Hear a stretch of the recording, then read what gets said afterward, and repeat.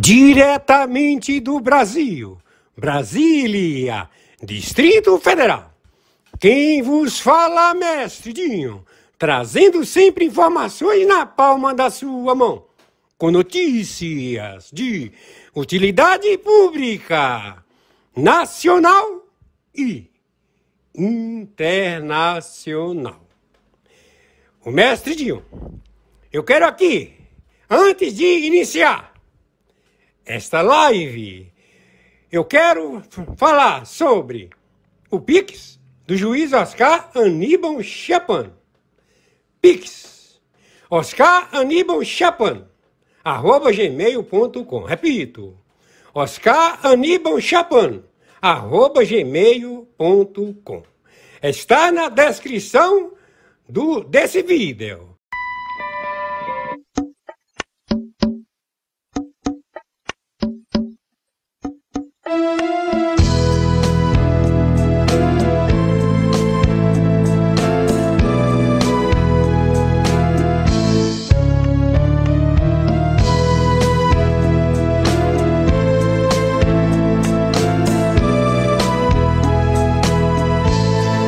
Jesus traz um sorriso, um novo amanhecer, nos leva ao paraíso, a vida renascer.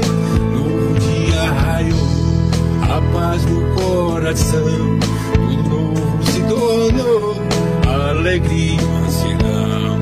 Jesus traz um sorriso, um novo amanhecer, nos leva ao paraíso, a vida renascer. Jesus eu encontrei a autoestima, o amor sem medida, e nele me salvei. Jesus traz um sorriso, um novo amanhecer, nos leva ao paraíso, a vida renascer. Jesus está comigo, prossigo alegre agora, e graça salvadora, o melhor amigo.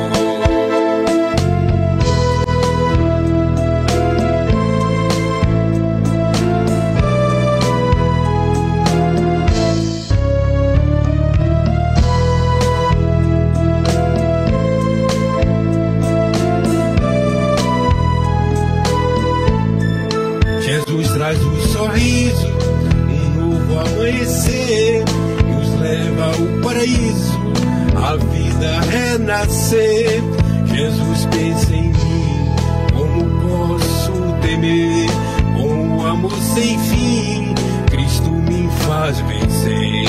Jesus traz um sorriso, um novo amanhecer, nos leva ao paraíso, a vida renascer.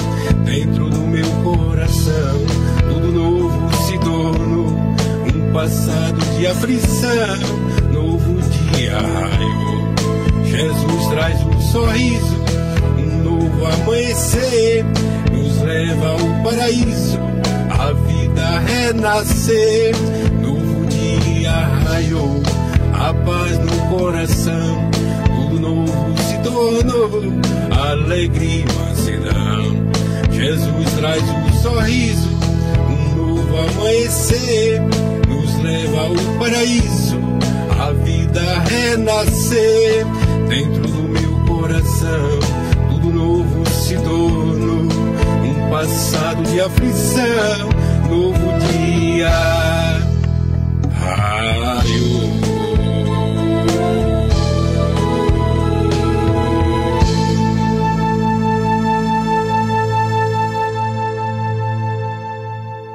Partidos políticos de esquerda, terroristas, que receberam a anistia no passado e se revelaram a um posicionamento que desde o primeiro momento do Nixon e do mentor intelectual Kissinger pretenderam e estabeleceram a China a querer tomar a membresia do planeta.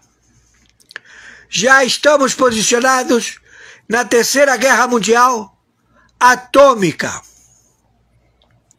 Não haverá sobreviventes, posto que todos, uniformizados ou não, são alvos a serem exterminados. Conjuntamente com o general Mourão, a defesa da República Federativa do Brasil e a prisão imediata de todo o pleno da Corte do Supremo Tribunal Federal. Todos já identificados como narcotraficantes réus, como também todos os partidos políticos de esquerda, terroristas, que receberam a anistia no passado e se revelaram a um posicionamento que desde o primeiro momento do Nixon e do mentor intelectual Kissinger pretenderam e estabeleceram a China a querer tomar a membresia do planeta. Já estamos posicionados na Terceira Guerra Mundial atômica. Não haverá sobreviventes, posto que todos, uniformizados ou não, são alvos a serem exterminados. A abdicar antes do conflito ou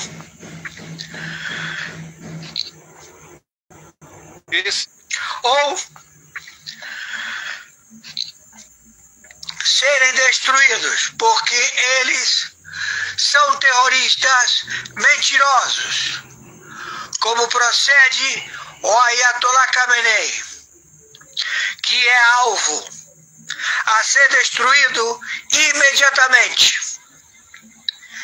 Já estamos na Terceira Guerra Mundial. Que o senhor Yahushua HaMashiach nos defenda e nos proteja. Que também o senhor Yahushua, como também Yeshua HaMashiach, como também o senhor Yeshua, nos defenda, porque já estamos na Terceira Guerra Mundial Nuclear.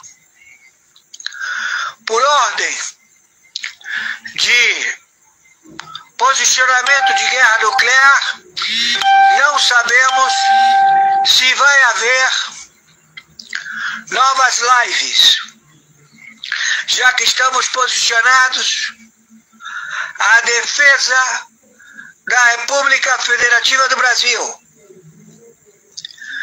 Por favor, não se exponham à população, fique atenta, porque os terroristas fardados, espias e sabotadores, estão nas tropas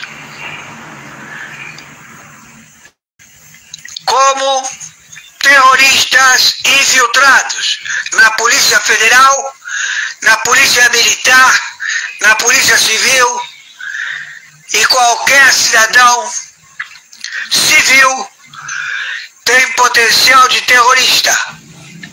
Fiquem atentos, observem qualquer artefato explosivo. Fiquem atentos, porque estamos em guerra. Maiores informações. Alexandre de Moraes, ele vai ser preso. Ele vai preso. Esse filho da puta careca, marginal, do Comando da Capital, que lava dinheiro das empresas de ônibus do Comando da Capital. Ele é um traidor da pátria. Esse filho de uma puta, porque eu sou juiz igual a ele, eu posso falar, não tem problema nenhum. Então, esse filho da puta desse Alexandre de Moraes, ele ocasionou um crime contra a República Federativa do Brasil. Então, este indivíduo, filha da puta, conjuntamente com o Barroso, eles querem estabelecer ainda aquele feudo que eles, através da OICIP, ou seja, é uma associação de juízes que não são juízes, são advogados que são levantados a juízes do Tribunal Superior Eleitoral para que eles venham extorquir candidatos a deputados federais, vereadores, governadores, senadores, vice-presidente, presidente da República, para tirar dinheiro deles. Alexandre de Moraes comprou uma briga que ele não tem como se safar, porque ele cometeu crime contra a Lei de Segurança Nacional. O Exército Brasileiro já se posicionou e requereu a resposta pela segunda vez, que eles se apropriaram e passaram por cima das Forças Armadas da República Federativa do Brasil. De que forma? Primeiro, quando eles se referirem à Sua Excelência, o representante da Presidência da República Federativa do Brasil, país imaculado, o seu representante, eleito pelo povo, chama-se o senhor, excelentíssimo senhor, Jair Messias Bolsonaro. Então, este senhor, ele tem a proteção do planeta, porque ele responde à República Federativa do Brasil. Então, cada um dos presidentes, ele responde ao seu território. Então vem o Scrocker, um filho da puta, que trata ele como se ele fosse um marginal ou comum de ir ao bar, tomar uma cachaça ou beber uma cerveja. E o senhor Jair Bolsonaro, ele é um homem simples. Ele trata todo mundo com respeito. E ele também quer ser respeitado. Agora, quando um filho da puta careca, narcoterrorista, moribundo, que já está caput, que ele é metido a gangster e matador, e a Pikachu e a puta que o pariu, ele, o Toffoli, o Lewandowski, o Fachin, o Luiz Fux, que é do meu tribunal, puta que o pariu, porra, a Weber, sapatona, escuta, sapatona, você ia comigo rezar em Brasília, nós levantávamos a mão no simpósio da Sara Nossa Terra, e você estava lá falando com a tua amiguinha, e eu estava lá com vocês duas, e você não parava de falar enquanto eu queria me concentrar na oração, manifestando minha devoção a Deus, porque eu gosto de levantar os braços. Eu fico com os braços levantados, do início do culto até o final, porque ele penetra em mim, ele entra em mim, eu sinto a presença dele, entendeu? E isso me conforta, me deixa feliz. Então, essa mulher, conjuntamente com a Carmen Lúcia, conjuntamente com o Tom, eu conheço todos eles e todos eles me conhecem. Eles querem ver o capeta, mas não querem me ver. Porque eles têm o cu na mão. O pintinho amarelinho vai comer na minha mão. Ouviu, careca? Tu já nasceu. Tu é um pintinho amarelinho. Então, eu estou ciente de que nós precisamos restabelecer o equilíbrio. E de que forma? As Forças Armadas se posicionaram. Como o senhor passou por cima do representante da República Federativa do Brasil? Vocês criaram uma cama. O Alexandre de Moraes criou uma cama de factoides e narrativas de que se o presidente da República tivesse ido à Polícia Federal e tivesse dado qualquer manifestação, a própria presença dele na Polícia Federal constituiria na arguição de que ele cometeu crime. E a delegada estaria autorizada a proferir. Eu jamais disse que eleição não se ganha, eleição se toma. Essa é mais uma fraude que se pratica online de pessoas, de milícias digitais. Eu brinquei com ele que eleições não se ganha, se toma. Ele apresentar sua coisa referente. Está com som? Não, pode ser que pode ser que não. Porque essa é a democracia que nós conquistamos. Nós derrotamos a censura, nós derrotamos a tortura, nós derrotamos o bolsonarismo para permitir a democracia e a manifestação livre de todas as pessoas. O Brasil precisa dessa resposta, ministro. Todo respeito. Por favor, Barroso, responde pra gente. Perdeu, mané, numa mola. Todos sabiam. Todos quem? Todos do partido, desde o presidente do partido, tesoureiro, secretário, deputados, senadores, todos sabiam que isso ocorria. Uhum. Isso foi desde o seu ingresso, desde o início do seu... Desde que o senhor assumiu esse cargo, já havia essa situação? Já havia essa situação. Dentre eles, Luiz Inácio Lula da Silva, o ex-diretor da Petrobras, revelou que criou uma relação de intimidade com boa parte da cúpula do partido. O presidente Lula, ele era conhecido como chefe, era chamado como chefe, grande chefe, Nine, ou esse movimento com a mão. O que eu queria deixar claro, Letícia, é que eu cometi ilegalidades. Quero pagar pelas ilegalidades, mas eu quero pagar pelas ilegalidades que eu cometi. Se for fazer essa situação que a gente vive, for fazer uma comparação com o teatro, eu sou um ator, tenho um destaque, um papel de destaque nessa peça, mas eu não fui e não sou nem o diretor nem o protagonista dessa história.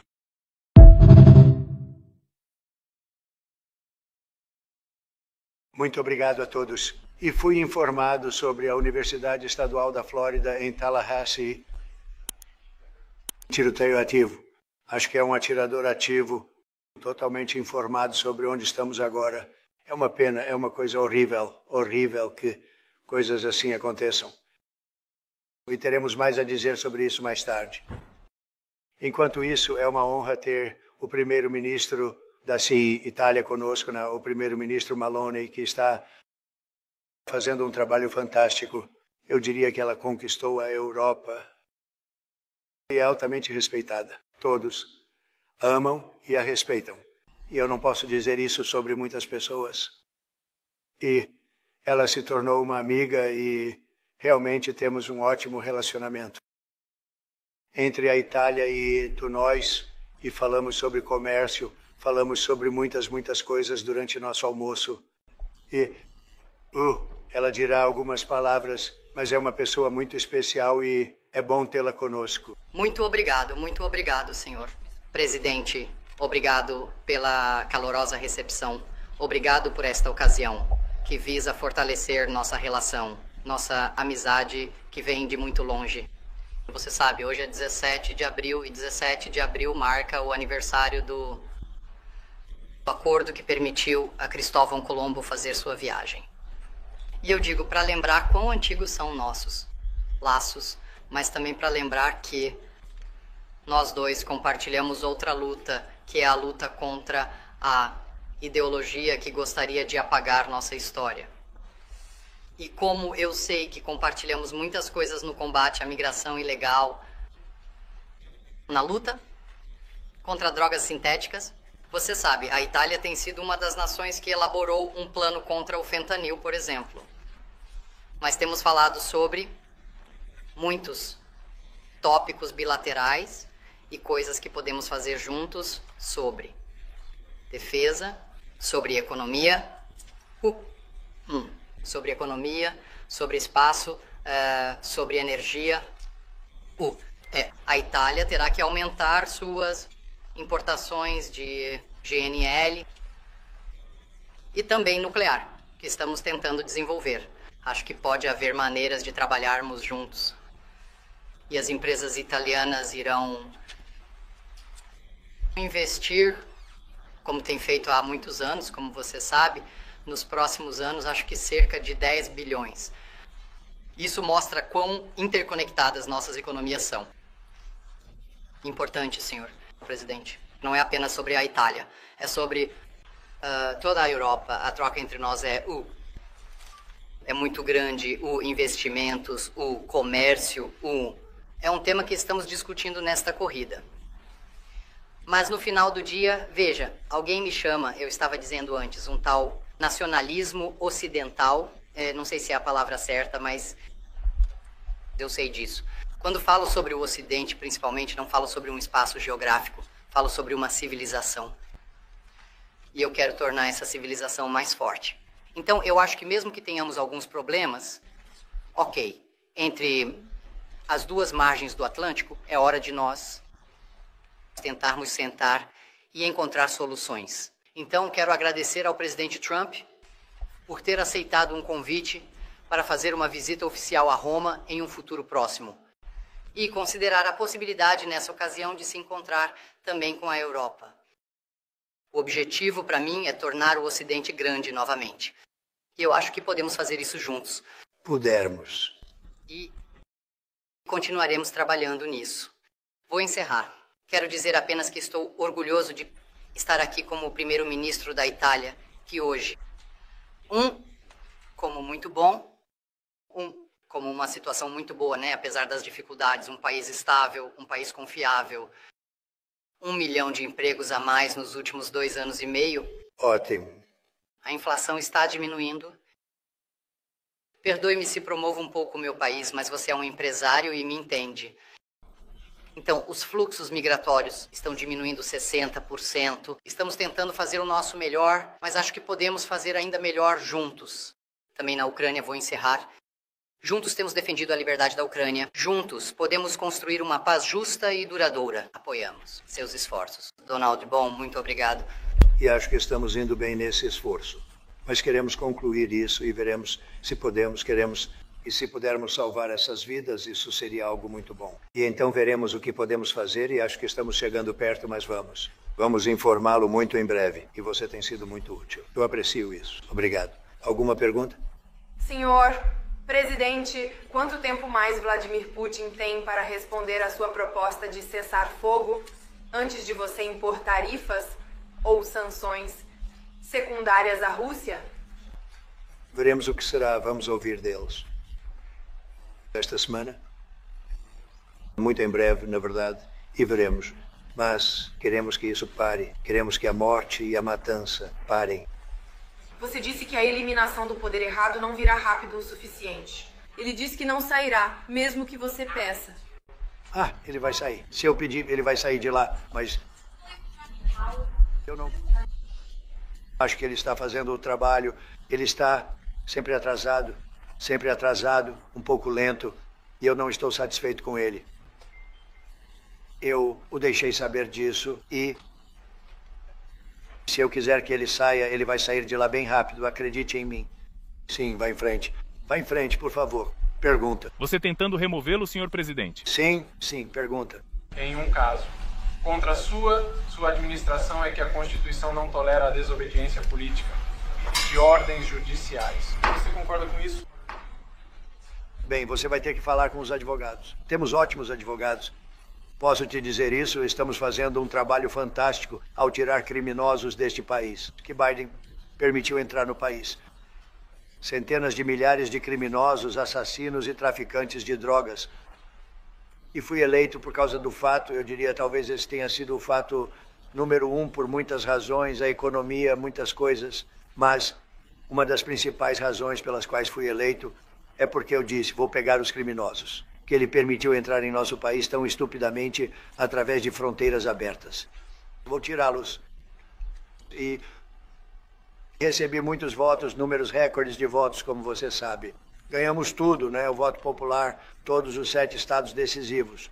Ganhamos tudo. E é isso que o público queria. É isso que estou fazendo. Mas você terá que falar com os advogados, porque depende deles. Vocês podem trabalhar comigo. Diga isso. O que você acha do repórter da França dizendo? O que você acha da proposta da França e do Reino Unido sobre a missão de paz na Ucrânia com tropas? E você acha que a Itália, deveria participar disso? Acho que a Itália terá que tomar essa decisão, mas missões de paz são sempre boas para mim. Estou bem com missões de paz. Sim, por favor. Senhor presidente, você discutiu quais áreas de cooperação e discussão com a Itália, os Estados Unidos e a Europa? Discutimos isso muito brevemente. E agora estamos indo muito bem com as negociações, eu acho, com todos os países. E, Scott, poderia te contar um pouco, mas estamos indo muito bem. Temos muitos países que querem fazer um acordo. Francamente, eles querem fazer acordos mais do que eu. Vá em frente, Scott. Você poderia dizer algo primeiro? Na verdade, temos um processo em andamento. Estamos trabalhando no grupo das 15 grandes economias. Tivemos uma reunião fantástica com o Japão ontem. Acredito que eles já tenham falado com a UE. E então teremos a Coreia do Sul chegando na próxima semana. E acredito que a Índia também está conversando. Isso está avançando muito rapidamente. Surpresa! Vai em frente. Ucrânia.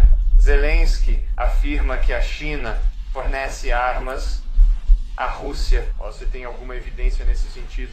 Ele disse que ver um meio esta semana. Bem, temos mineral. Acordo que eu acho que será assinado na quinta-feira. Scott, próxima quinta-feira em breve. E eu suponho que eles vão cumprir o acordo. Então, veremos. Mas temos um acordo sobre isso.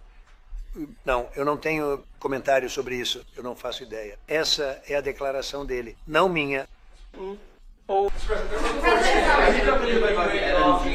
Ataque israelense a instalações nucleares do Irã. Comentar, preciso? E eles dizem que o ataque é o que... Que você de alguma forma afastou um plano israelense de atacar as instalações. Eu não diria dispensado. Não estou com pressa para fazer isso porque acho que o Irã tem a chance de ser um grande país e viver feliz sem morte. E eu gostaria de ver isso. Essa é a minha primeira opção. Se houver uma segunda opção, acho que seria muito ruim para o Irã. E acho que o Irã está querendo conversar. Espero que eles queiram conversar, será muito bom para eles se o fizerem. E eu gostaria de ver o Irã prosperar no futuro, se sair fantasticamente bem. Conheço o povo iraniano, eles são pessoas incríveis, sempre foram muito inteligentes, muito enérgicas, pessoas muito bem-sucedidas. E eu não quero fazer nada que vá machucar alguém. Eu realmente não quero. Mas o Irã não pode ter uma arma nuclear. Você sabe, bem simples. É realmente simples. Não estamos procurando tomar sua indústria. Não estamos procurando tomar suas terras. Não estamos. Tudo o que estamos dizendo é que você não pode ter uma arma nuclear. O acordo que foi feito com Obama, esse acordo já teria expirado. Foi um acordo terrível. Teria expirado. E isso lhes dava um caminho claro para uma arma nuclear. Eu não teria aceitado. É por isso que eu encerrei o acordo. Número 1, era muito curto. Você sabe, quando países estão envolvidos, você não faz acordos de curto prazo. Estes são países com vidas longas. E eu encerrei isso. E foi um grande encerramento, porque não nos permitia fazer nada. Uma vez encerrado, você sabe qual era o acordo. Foi um acordo terrível, realmente. Um dos muitos acordos terríveis feitos pelos EUA. Mas não, mas eu gostaria de ver o Irã prosperar. E eles podem fazer isso, eu acho, muito facilmente. Ou eles podem fazer de outra maneira. A outra maneira não será boa para eles. Vai ser realmente ruim para eles. O que você acha do CEO da Nokia na China e encontrando autoridades? Bem, Jensen é um cara incrível. Ele se tornou um amigo meu. E eu, não sei, ele é uma pessoa que tem muito orgulho do nosso país, ama nosso país. Eu não estou preocupado com Jensen de forma alguma. Você tomará medidas para reverter a decisão no DOJ? Você tomará medidas para devolver Quilmar Abrego Garcia ao Programa de Melhoria dos Estados Unidos? Bem, eu não estou envolvido nisso. Vou responder dizendo que você terá que falar com os advogados do DOJ. Ouvi muitas coisas sobre ele e teremos que descobrir qual é a verdade. Mas vou dizer isso, você sabe. Fomos inundados por milhões de pessoas, muitos milhões de pessoas durante a administração Biden. Eles dizem 21 milhões. E uma grande porcentagem desses são criminosos sérios. Não estou dizendo apenas criminosos porque entraram na fronteira ilegalmente. Estou dizendo, eles são criminosos. No mais alto nível, assassinos. Muitas dessas pessoas assassinaram mais de uma pessoa e estão à solta. E fui eleito para me livrar desses criminosos, para tirá-los do nosso país. Ou para prendê-los, mas para tirá-los do nosso país. E não vejo como os juízes podem tirar essa autoridade de um presidente. Fizemos um trabalho incrível, Tom Holtman, Kristi Noem. Fizemos um trabalho incrível. Ninguém pode acreditar no trabalho que fizemos. Muito maior do que eu disse. Quero dizer, fui eleito por isso, mas fizemos muito melhor. Temos agora 99% da fronteira. É 99%. Ninguém pensou que isso seria possível. Praticamente ninguém está atravessando nossa fronteira. 2 semanas atrás, tivemos 9 pessoas passando, todas por razões médicas. Nós trouxemos eles porque um teve um ataque cardíaco, outro teve outra coisa. Tudo por razões médicas. Temos uma grande fronteira. Tínhamos uma grande fronteira há 4 anos. Mas agora temos uma fronteira ainda mais segura e fizemos isso em questão de semanas. E agora precisamos tirar assassinos e traficantes de drogas e pessoas que estavam na prisão por coisas horríveis, sabe? Eles liberaram prisões, Geórgia, de todo o mundo, e os liberaram, não apenas da América do Sul, de todo o mundo, do Congo e da África. Muitas pessoas vêm do Congo. Eu não sei o que é isso, mas eles vieram do Congo. E de todo o mundo eles vieram. Abriram suas prisões, Venezuela, praticamente todos os seus prisioneiros liberados em nosso país. Nós os aceitamos porque tínhamos uma administração incompetente chamada Administração Biden. E pensar no que eles fizeram ao nosso país. Eu fui eleito para corrigir isso. E estou fazendo isso. Mas temos juízes ativistas que não querem que assassinos sejam expulsos do nosso país. Eles não querem. Assassinos e traficantes de drogas, e chefes do tráfico, e pessoas de instituições mentais. Eles querem que eles fiquem em nosso país, eu acho. Eu não sei, talvez seja o jeito liberal, ou como chamam hoje em dia, o jeito progressista. Mas eu não acho que seja o jeito que nosso país acredita. E é por isso que eu queria uma vitória esmagadora. Eu fiz M. Os americanos estão vendo os preços subirem. Eles estão vendo isso em suas contas. Quanto tempo eles podem esperar que essa situação dure? Então, eles já viram isso melhorar muito. Porque se você fosse sincero, o que você não é, eu te conheço muito bem. Você tem gasolina, que atingiu 1,98 ontem em alguns estados. Você tem a gasolina bem mais barata. O preço do petróleo caiu substancialmente. O preço dos alimentos caiu substancialmente. O preço dos ovos, você sabe, quando eu cheguei, eles me atacaram com ovos. Eu acabei de chegar lá. Eu estava aqui há uma semana e eles começaram a gritar comigo, os ovos dispararam. Eu disse, eu acabei de chegar aqui. Eu estava lá há 7 dias e ouvi que os ovos dispararam antes de eu chegar. E eles estavam gritando comigo, a imprensa, as notícias falsas, como você é falso. E as notícias falsas estavam gritando comigo como sobre os ovos. Eu disse, eu só estive aqui, eu só meu 7º dia. E eles estavam certos, eles subiram 87% e você não conseguia encontrá-los. Eles disseram, você não terá ovos para a Páscoa, que está chegando. Feliz Páscoa, pessoal. Você não terá ovos para a Páscoa. E fizemos um trabalho inacreditável. E agora os ovos estão por toda parte. E o preço caiu 92%. E nossa comissária de Agricultura, Brooke, fez um trabalho fantástico. Realmente fez um trabalho fantástico.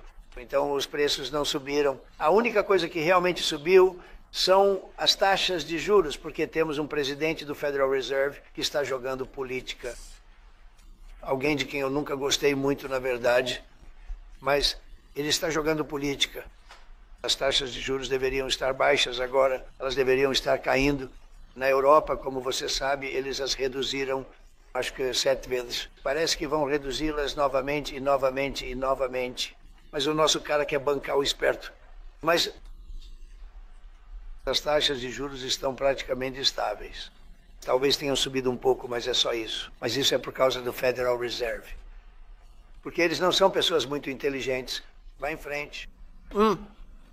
Vá em frente, fale. Sim, senhor. Por favor. Vá em frente. Por favor. Olha, Nos primeiros 4 anos, tivemos a maior economia da história do nosso país. O mercado de ações subiu 88 pontos. Acho que ele é terrível, mas não posso reclamar, porque tivemos a administração mais bem-sucedida economicamente na história do nosso país. Acho que vamos fazer ainda melhor desta vez, porque você verá que os números que estamos alcançando são astronômicos. Estamos arrecadando quantias enormes de dinheiro com as tarifas. Fomos tratados de forma muito injusta no comércio e os países estão tendo dificuldade em se acostumar com o fato de que não podem mais fazer isso conosco, porque temos um presidente de verdade. Temos um presidente que entende do que se trata tudo isso. Tivemos presidentes que, em alguns casos, eram inteligentes, mas não entendiam de negócios, ou não gostavam de negócios, ou, você sabe, não era uma prioridade. E então você tinha, como a última administração, a única coisa em que eram bons era trapacear nas eleições. Isso é praticamente tudo o que podiam fazer. Falamos sobre o fato de que a Itália está mantendo seus compromissos porque chegará à próxima cúpula da OTAN com os 2% que já estavam previstos, assinados pelos governos anteriores. Somos uma nação séria, mas não falamos sobre quanto essa porcentagem aumentará, mesmo que estejamos obviamente cientes de que a questão da defesa é particularmente importante neste momento. Quanto à guerra na Ucrânia, não sei o que penso sobre isso. Claramente, houve uma invasão e que o invasor, desse ponto de vista, foi Putin e a Rússia. Mas isso não é o que estamos trabalhando hoje. E eu não culpo, é isso? Eu não culpo Zelensky. Não, mas eu não estou exatamente irritado com o fato de que essa guerra começou. Essa foi uma guerra que nunca teria começado se eu fosse presidente. Você teria milhões de pessoas vivendo agora que estão mortas. Você teria cidades que estariam abertas e prósperas e elas teriam suas belas torres. Essas torres são as mais bonitas do mundo, mas não estão mais conosco. Elas estão despedaçadas, espalhadas no chão em 1 milhão de pedaços, sendo atingidas por foguetes, bombas e balas. Então não estou feliz com ele. E não estou feliz com ninguém envolvido. Eu acho que é uma guerra. Eu sei que é uma guerra. Não aconteceu por 4 anos. Nunca esteve perto de acontecer. Nunca foi sequer uma ideia. E eu falei muito com o presidente Putin sobre isso. Era a menina dos olhos dele, mas não havia chance de ele ter entrado. Se eu fosse presidente, agora estou tentando fazê-lo parar. Porque, como você sabe, a Rússia é muito maior. É uma força militar maior. E se você for esperto, não se envolve e não se mete em guerras que você poderia culpar o homem que estava sentado nesta cadeira. O Biden, ele não sabia o que estava acontecendo, mas posso garantir que, e todos concordam com isso, se eu fosse presidente, essa guerra nunca teria acontecido. Não estou culpando ele, mas o que estou dizendo é que eu não diria que ele fez o melhor trabalho, ok? Eu não sou um grande fã. Eu realmente sou. Eu não sou um grande fã. Obrigado. Vá. Homem. Você tem certeza sobre a definição de parasita europeu? É verdade, como a definição de classe e beleza. Você diz isso de novo, que os europeus são parasitas. Não, eu não disse isso. Eu nem sei do que você está falando. Vá em frente, por favor. Vá em frente. Não, espere. Próximo. Vá. Obrigado, primeiro-ministro. Você sabe que ele acabou de dizer: queremos tornar a Europa grande novamente e fazer isso juntos. Tomar. Presidente, sim. Não. Você acha que é isso que ela disse ao primeiro-ministro? Como você vai fazer isso e está procurando fazer isso para contrabalançar a China, que realmente tentou reunir influência contra os Estados Unidos? Você ouviu falar sobre todos aqueles... A Europa passou por muitos problemas. E muitos deles têm a ver com imigração. E eu não sou um grande fã da Europa e do que eles fizeram com a imigração. Imigração de forma alguma. E eu acho que eles precisam ser inteligentes, porque a Europa está sendo muito prejudicada pelo que fizeram com a imigração. Agora eu vou dizer isso, que o primeiro-ministro tomou uma posição muito firme sobre imigração. Eu comentei com ela antes, eu disse: gostaria que mais pessoas fossem como você, lidando com esse assunto, mas não são. A Europa é muito importante para mim. A Europa é muito importante para o mundo. Eu quero que a Europa se saia muito bem. Acho que eles precisam ser muito mais inteligentes sobre imigração. Estamos começando a fazer isso. Você verá agora que as políticas da União Europeia nos últimos, digamos, 2 anos e meio têm mudado. No início estávamos falando apenas sobre como estávamos redistribuindo migrantes ilegais que chegavam à Itália. Agora, estamos falando principalmente sobre como parar a migração ilegal, trabalhar com os países de origem e trânsito e devolver as pessoas. A Comissão Europeia ela acabou de fazer as novas regras sobre repatriações e coisas do tipo. Então as coisas estão mudando, graças também ao exemplo que a Itália trouxe, reduzindo as taxas de migração ilegal. Então, estamos trabalhando juntos agora, então estou otimista quanto a isso. Obrigado. Eu gostaria de... Ela tem pergunta ao presidente Meloni se discutiu iniciar um acordo com a Itália sobre comunicações por satélite e o presidente Trump se quer ver a empresa Google na China. O Google o quê? A empresa Google. Sobre o quê? Vá, em frente. Ah, bem, não discutimos sobre o Starlink. Com isso, temos discutido sobre defesa espacial, onde trabalharemos juntos, também nas missões a Marte. Então, grandes coisas para fazer juntos, mas não discutimos isso. Houve algo que você aprendeu, algo na sua conversa com o primeiro-ministro que potencialmente mudou sua opinião sobre tarifas e o que você planeja fazer daqui para frente? Não. Houve algo que o primeiro-ministro... As tarifas estão nos enriquecendo. Estávamos perdendo muito dinheiro sob Biden, trilhões de dólares, trilhões no comércio. E agora toda essa maré mudou. Estamos ganhando muito dinheiro, estamos arrecadando muito dinheiro. Não se esqueça, estamos arrecadando 25% sobre carros, 25% sobre aço, 25% sobre alumínio, 10% de base. Colocamos penalidades na China por nos enviar fentanil. Colocamos penalidades no México e no Canadá, 25% por permitir o fentanil e permitir que as fronteiras sejam fracas. Não, estamos arrecadando bilhões e bilhões de dólares enquanto eu estou aqui conversando com você. E nós não arrecadamos nada antes, além das tarifas que eu coloquei antes de Biden, que foram as tarifas que coloquei na China, onde arrecadamos até este ponto, provavelmente 700 bilhões de dólares. Eram tarifas de Trump, ele tentou enfraquecê-las. Ele fez tudo o que pôde. Ele recebeu dinheiro da China, a família recebeu dinheiro, ele recebeu.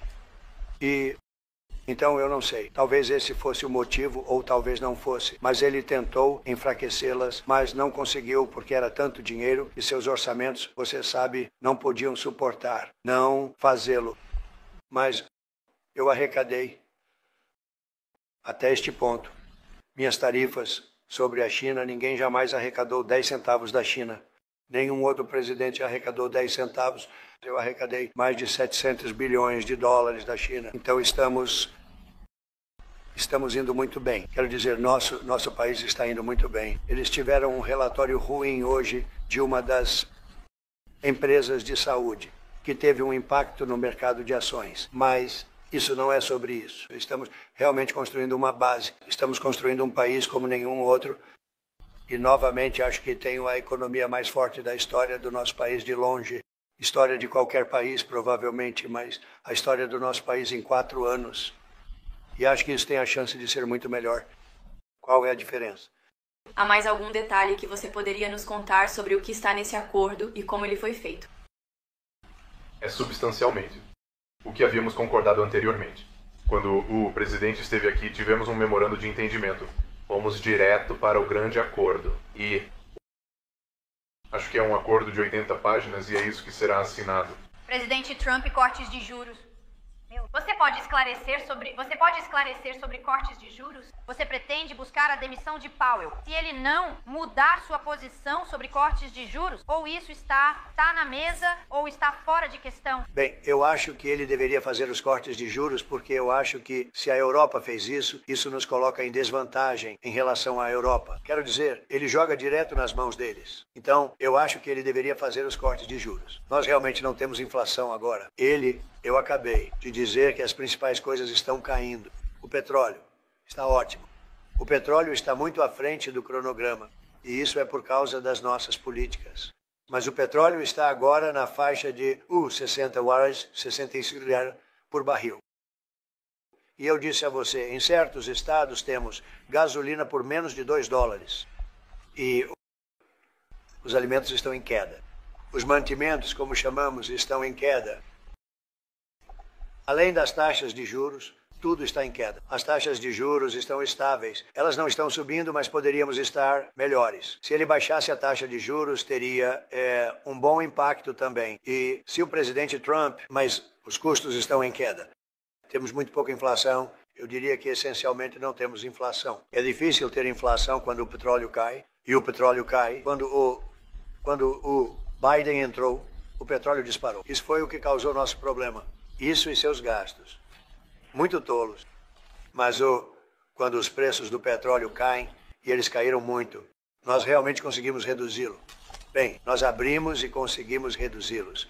E isso significa que as pessoas dirigindo carros vão pagar 2,50 em vez de 4,50. E você sabe, mesmo no final, e eles tentaram apenas para o propósito da eleição reduzi-lo, né? Mas eles realmente perderam essa batalha. Isso não foi bom. Mas se eles tivessem vencido, o petróleo agora estaria a 7 ou 8 dólares por causa da política deles. E nós estaremos em cerca de 2, podendo ser até um pouco menos que isso. E você está começando a ver isso. Então, eu não sei como você pode ter inflação quando o petróleo caiu bastante. Eu diria que o Fed realmente deve ao povo americano baixar as taxas de juros. Isso é a única coisa para a qual ele é bom. E ele teria um efeito nisso se ele as reduzisse. E eu acho que em algum momento ele vai ter muita pressão política. Você sabe, eles são políticos também. E eu acho que há muita pressão política para ele baixar as taxas de juros. Ok? Obrigado. A você. Senhor presidente, sim, vá em frente. Desculpe, por favor. Você acha que a Itália pode ser seu melhor aliado na Europa e também China? Só se o primeiro-ministro continuar sendo, o primeiro-ministro pode ser nosso melhor. Ela está fazendo um ótimo trabalho. E, sim, é certamente um dos nossos grandes aliados, não apenas na Europa. De qualquer forma, ela é uma pessoa fantástica e está fazendo um ótimo trabalho. E nosso relacionamento é ótimo. E temos muitos italianos neste país, eu te digo. E eles gostam do Trump e votaram no Trump. Muito obrigado a todos. Obrigado a todos por estarem aqui hoje. A operação de hoje é um exemplo da colaboração sem precedentes entre as Forças Armadas e os componentes do Departamento de Justiça, trabalhando de perto com os ZWIFE, Guarda Costeira. E olhem para todos esses grandes homens e mulheres na Guarda Costeira. Muito obrigado pela sua dedicação.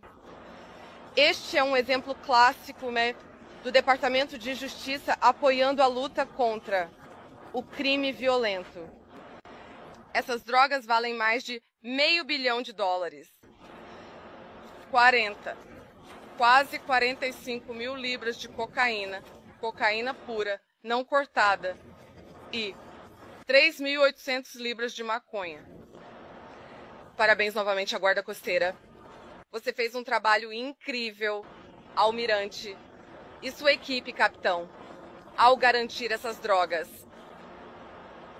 Esta equipe, com todas as agências que acabei de mencionar, usou drones, aeronaves e navios para interceptar os traficantes ao largo da costa do Peru, o Equador e das Ilhas Galápagos.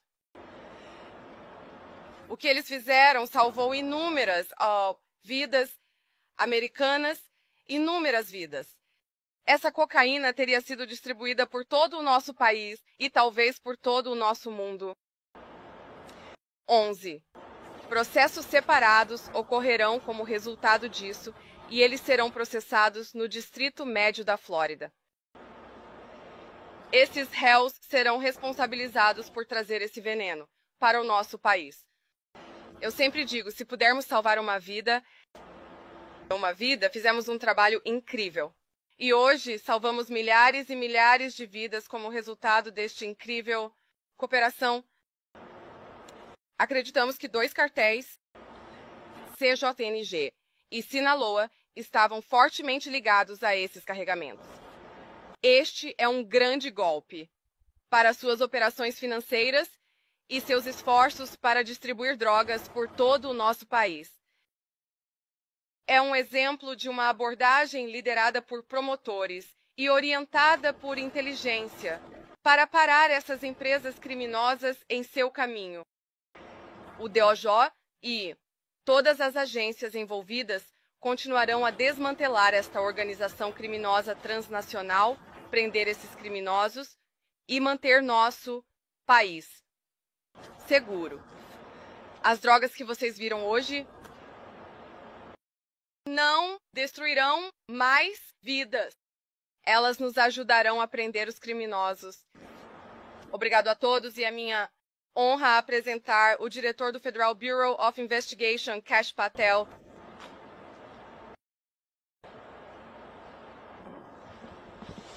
Obrigado a todos por estarem aqui. General Bondi, estamos aqui hoje por causa de sua liderança dedicada para proteger vidas americanas, porque você tem a coragem de seguir a coragem do presidente Trump de colocar nossas crianças em primeiro lugar.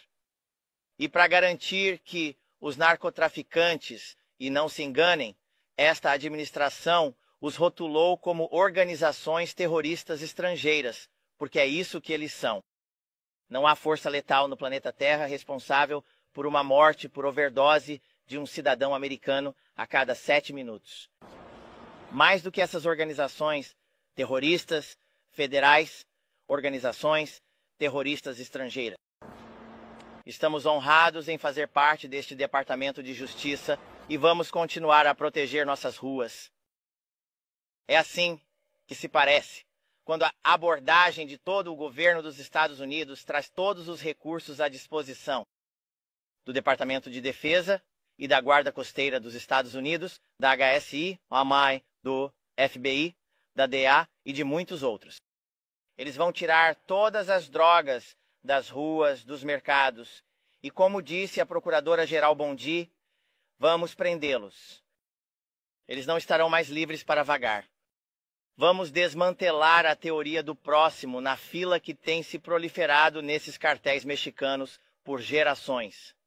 Não, mas estamos aqui hoje por causa do seu trabalho corajoso. Os homens e mulheres do FBI que eu lidero, estou honrado e humilde por estar aqui, no sul da Flórida, onde passei grande parte da minha carreira antes de me mudar para Washington, D.C. E olhando ao redor, estou maravilhado com o fato de que, quando você remove as regras e regulamentos que bloqueavam esses bravos homens e mulheres da aplicação da lei e do exército e os liberta, então você deve olhar para esta apreensão. E você deve ver o quanto isso se multiplica e ver quantas crianças e quantos jovens adultos e quantas vidas de adultos acabamos de salvar. Eles fizeram isso. Somos afortunados por sermos seus líderes. Estamos honrados por estar aqui. E você verá isso acontecer em todo o país, porque isso não é um caso isolado para a General Bondi. Ela fez disso uma prioridade de missão. E o FBI seguirá em cada canto deste país e em cada centímetro quadrado deste planeta para erradicar. E a organização terrorista estrangeira que está matando cidadãos americanos, eles serão responsabilizados.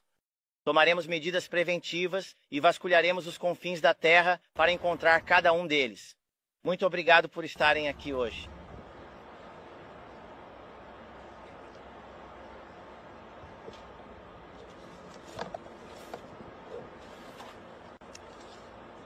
Bom dia.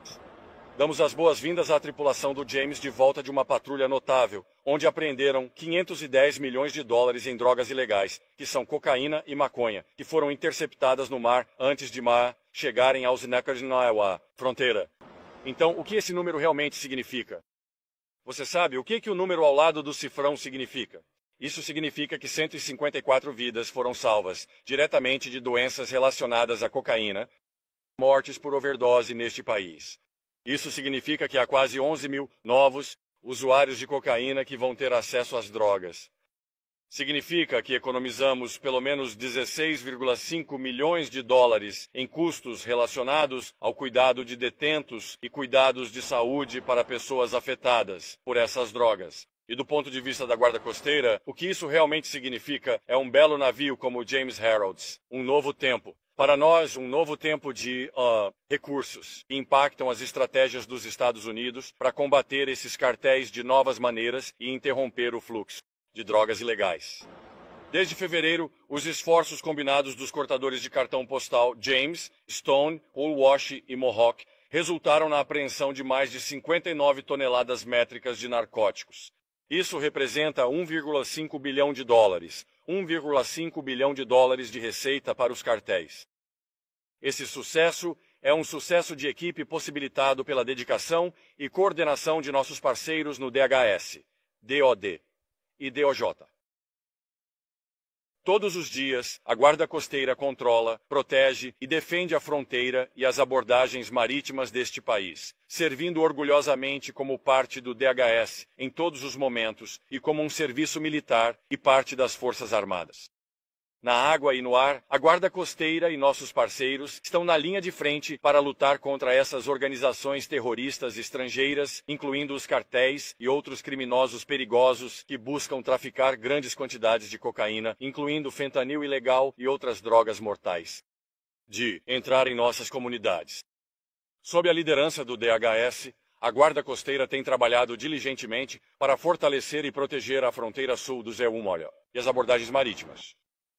Nossa mensagem para os cartéis é simples. Nós dominamos o mar. Vocês não. Nós vamos encontrá-los. Nós vamos caçá-los. Nós vamos detê-los antes que alcancem nossa fronteira, antes que possam contrabandear essas drogas para o nosso país. Para a tripulação do James que vocês veem aqui e todos os nossos parceiros reunidos, obrigado pelo excelente trabalho em manter a América segura. Muito obrigado a todos. Sempre para todos. Bom.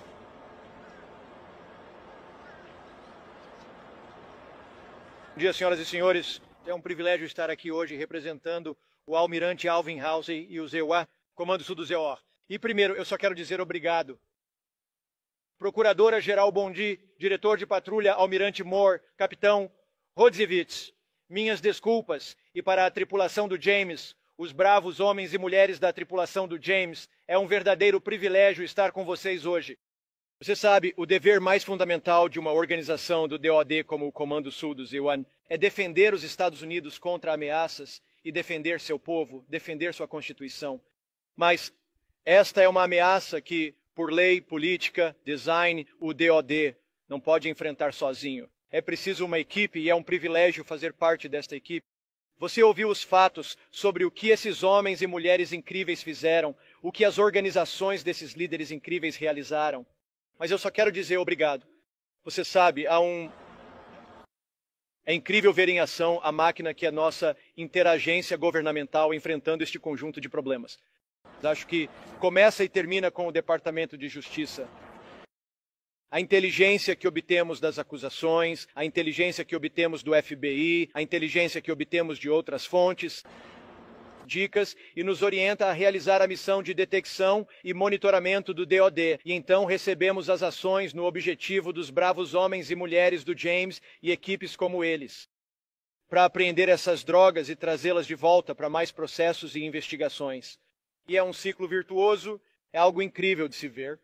Na Força Tarefa Interagências Conjunta do Sul e nos EUAS. Comando Sul, tudo se junta com a adição de 14 parceiros, interagências e representantes de aplicação da lei e defesa de 21 nações parceiras.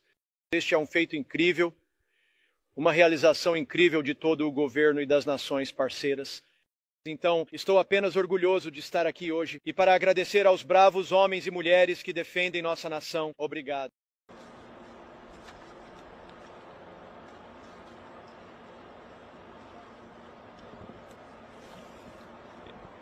Com grande orgulho, estou diante de vocês hoje refletindo sobre as tremendas conquistas do cortador da Guarda Costeira James e da tripulação. O que você vê hoje é o resultado da tripulação executando um ritmo sem precedentes no mar de interdições. Em apenas 56 dias no teatro de operações, o James interceptou 11 embarcações de contrabando de drogas, apreendendo mais de 22 toneladas métricas de cocaína e maconha, e capturando 34 narcotraficantes. Em todos os meus anos trabalhando nesta missão vital, nunca testemunhei resultados tão substanciais em tão pouco tempo. O que não está em exibição, no entanto, é o trabalho incrivelmente desafiador realizado por nossa tripulação, que resultou nessas interdições. Patrulhamos uma área do tamanho dos Estados Unidos continentais. Encontrar as pequenas embarcações carregadas de drogas dos narcoterroristas nas vastas águas do Pacífico Oriental é equivalente a encontrar a proverbial agulha no palheiro. Mas a tripulação do James mostrou aos narcoterroristas que nós os encontraremos. Mostramos a eles que não são páreo para a competência profissional, a expertise técnica e a destreza operacional da tripulação do James. Enviamos uma mensagem alta e clara de que podemos e continuaremos a impedi-los de trazer danos e devastação para nossa fronteira. Ou como meu chefe de operações gosta de dizer, você pode correr, mas não pode se esconder. Junto com os membros permanentes da nossa equipe de festa, é importante mencionar aqueles que se deslocaram conosco, nossa equipe de aplicação da lei, destacamento, pilotos e tripulação aérea, profissionais de inteligência e os operadores dos nossos sistemas de aeronaves não tripuladas. Juntos, somos James, uma equipe de equipes. Esta equipe de profissionais incansavelmente dedicados trocou o tempo com a família e amigos para realizar nossa missão vital, interrompendo o fluxo de drogas ilegais, cortando os lucros que alimentavam o comércio mortal de fentanil e, em última análise, protegendo comunidades e famílias americanas de desgostos inimagináveis. Esta tripulação representa o melhor do melhor e estou incrivelmente orgulhoso de servir com todos os profissionais dedicados que se deslocaram no James nesta patrulha. Obrigado pelo seu tempo.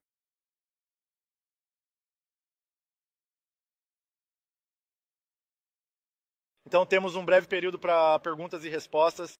Antes de abrirmos para perguntas e respostas, pedirei que você levante a mão e então chamaremos você. Por favor, diga para qual palestrante é a sua pergunta. Qual é o seu nome e de qual veículo de mídia você é. E novamente, como lembrete, convidamos você aqui para os descarregamentos de contrabando.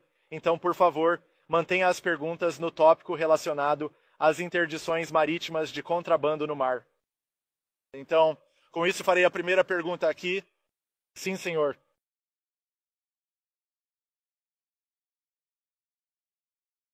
Quero algo que todos perguntaram. Você poderia nos contar um pouco mais sobre os 11 réus que foram presos? De onde eles são? Qual é o papel deles nesta operação? E de onde essas drogas serão distribuídas? Já divulgamos isso ou ainda está selado? Já divulgamos algo sobre os réus? Divulgamos. Sim. Ainda está selado, sinto muito sobre os 11 réus. Mas eles estão ligados aos 2 cartéis que mencionamos. E então você mencionou que existem 261 motivos. Que nosso país está mais seguro dessas...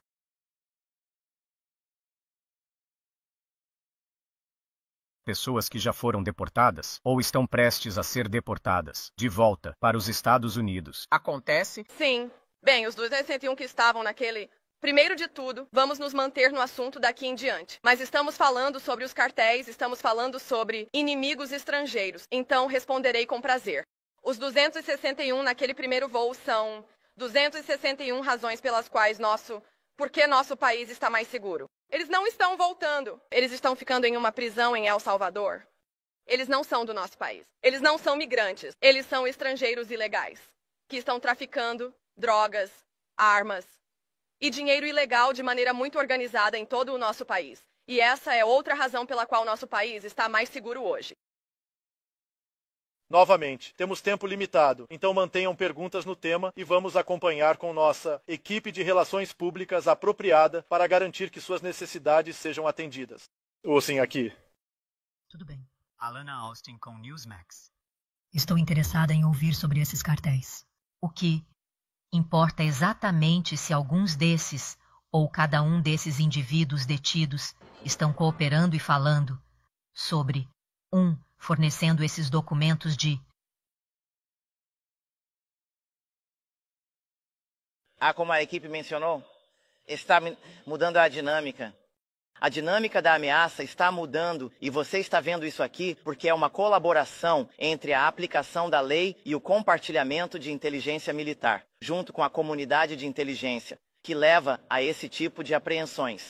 E como o general e o almirante mencionam, em uma velocidade que eles não viram em suas carreiras. Então, é mais do que apenas perturbá-los. E não é apenas esta missão que o Departamento de Justiça está liderando. Aqui, este é um grande exemplo que queremos mostrar do trabalho de um processo interagências liderado por uma equipe.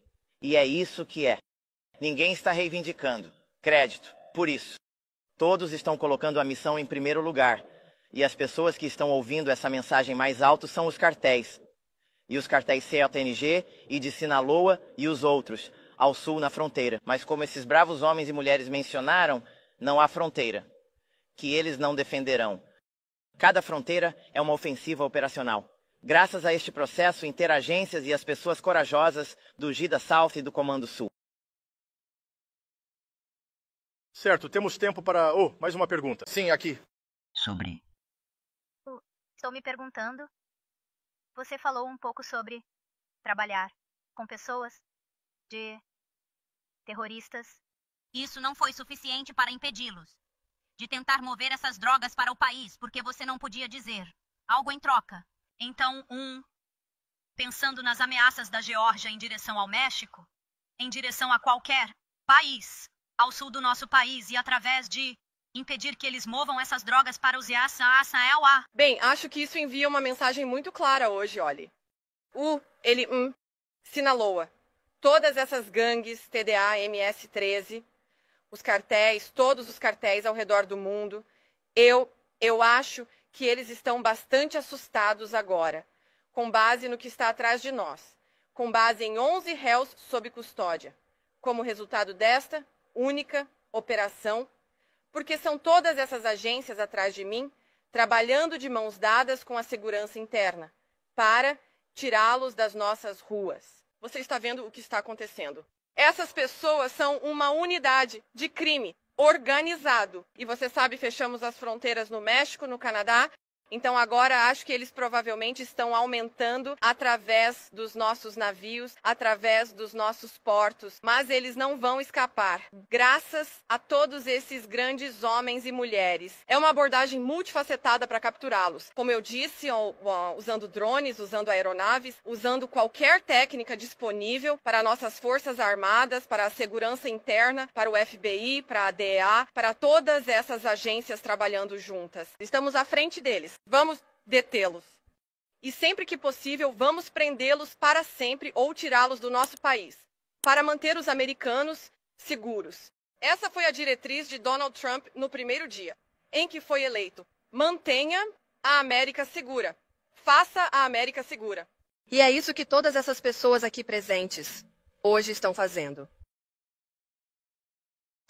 Bem, gente, aqui muito rapidamente para dar uma resposta ao senhor Luiz Inácio Lula da Silva. Eu vi a entrevista de uma jornalista muito calma e preparada, conversando com ele sobre a facada de Jair Bolsonaro. E ele disse que não acreditava, que não acredita em facada.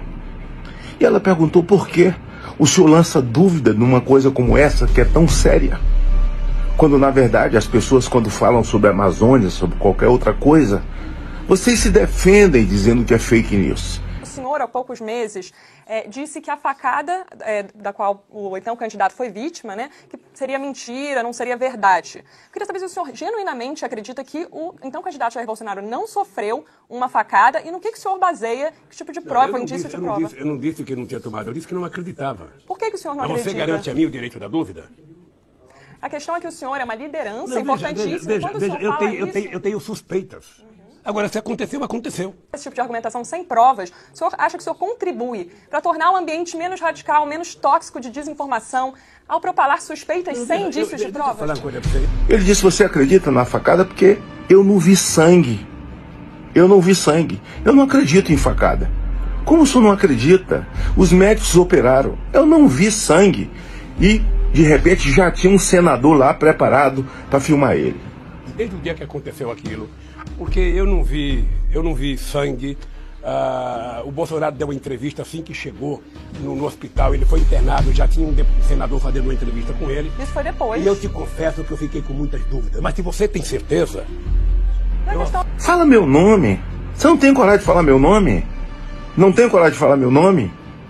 Diga meu nome. Eu estava lá. Jair Bolsonaro tinha acabado de sair da cirurgia. Ele estava anestesiado. Vou contar essa história para você. Mas anestesiado pelos médicos. Não anestesiado de cachaça, como é o seu caso. Mas eu vou me acalmar. uma cirurgia perigosa. Ele corria risco de morte por infecção, por causa da facada que um aliado, o seu chamado Adélio, ex-filiado do PT. Ele estava anestesiado, acabou a cirurgia, e eu, seu Luiz Inácio, eu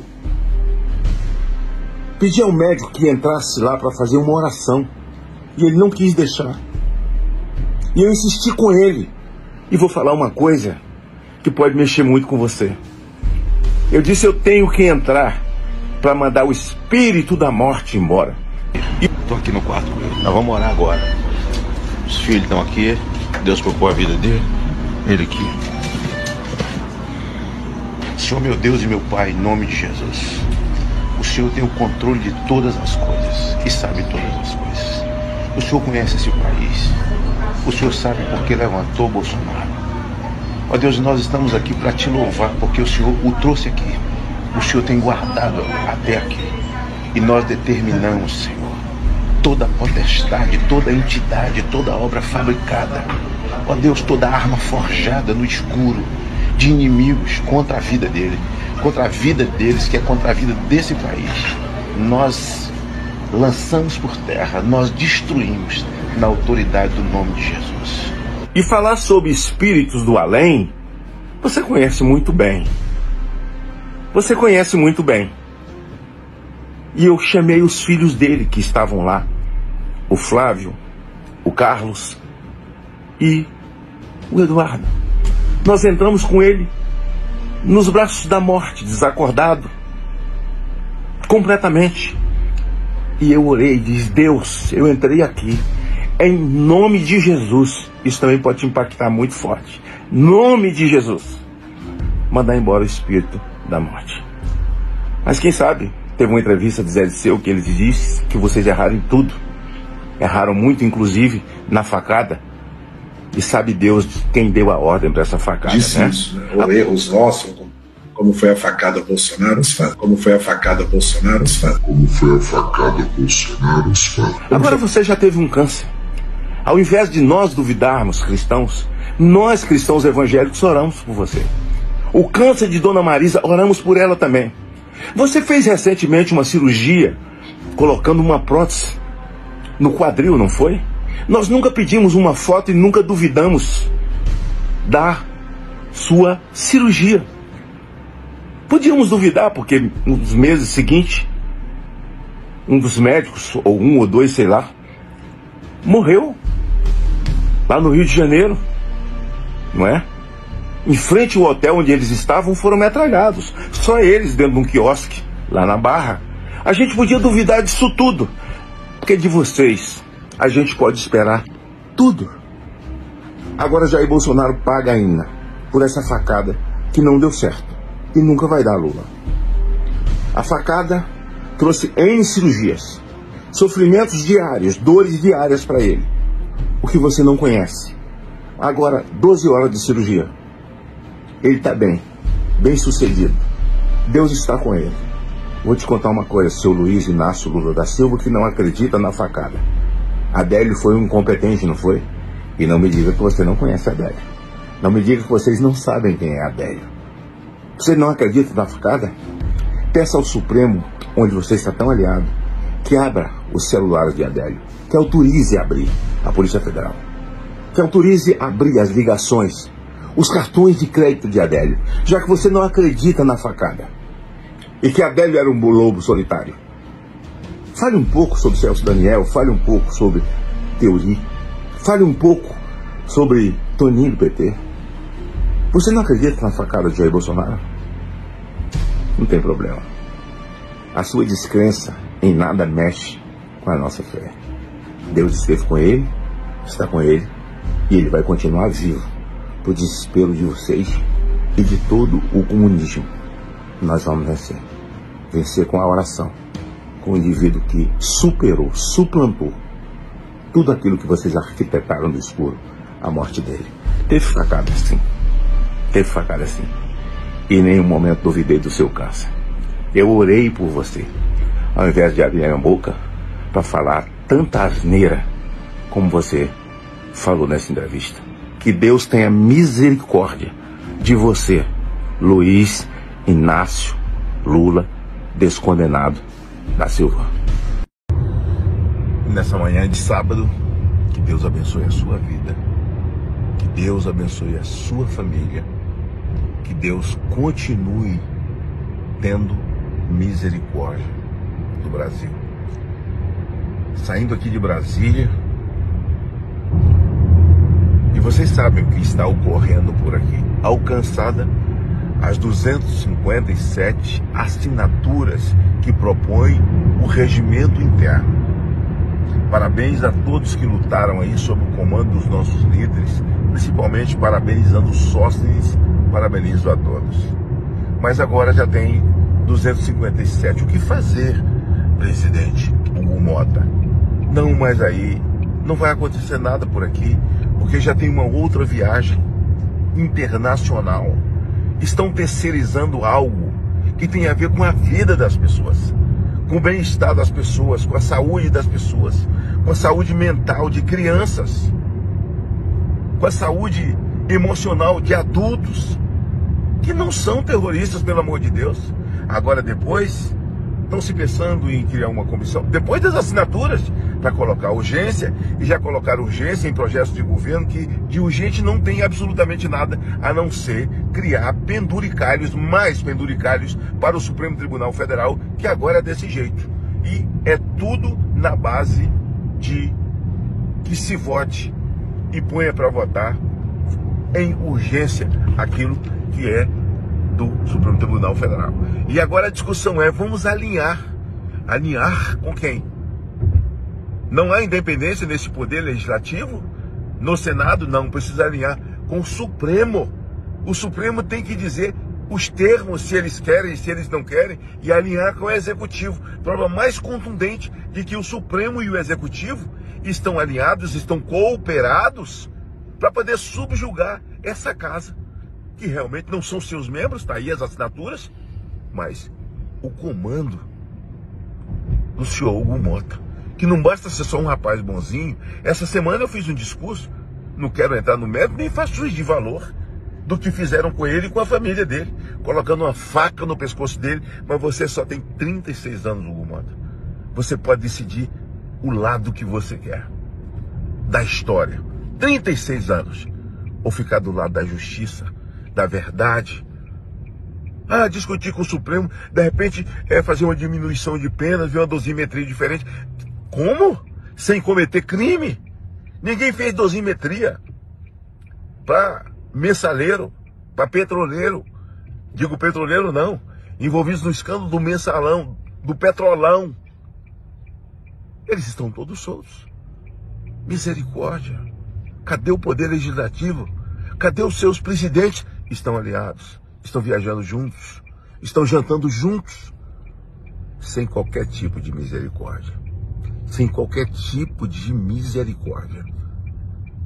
Com a alma sofrida de uma criança, com a alma sofrida de um pai que não assaltou o banco, que não assaltou o carro forte, que não matou ninguém, que não estuprou ninguém, que não invadiu a casa de ninguém.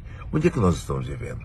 A Gleice, enquanto ministra, faz lá uma palavra assim, conciliatória, nesse momento, foi até interessante, né?